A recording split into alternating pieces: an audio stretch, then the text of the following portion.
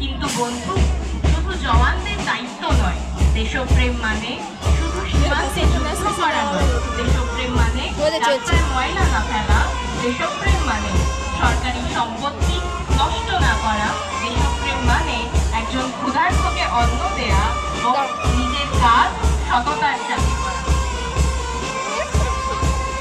একদমই ঠিক।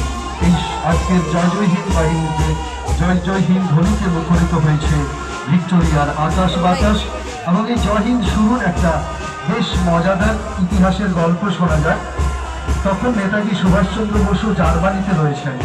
লক্ষ্য করলেন এক একটা ধর্মীয় সম্প্রদায়ের সেনাদের স্যালুটেশনের আওয়াজ আলাদা আলাদা। খেয়াল করলেন হিন্দু সৈনিকরা বলছেন নমস্তে, রাম রাম সার। খেয়াল করলেন মুসলিম সৈনিকরা বলছেন আসসালাম আলাইকুম। খেয়াল করলেন শিখ সৈনিকরা বলছেন সত শ্রী আকাল স্যারজি। খেয়াল করলেন খ্রিস্টিয়ান সোলজাররা বলছেন good morning sir. Netaji Subhas Chandra Bose দায়িত্ব দিলেন তার সহযোদ্ধা আবিদ হোসেন আফরানিকে।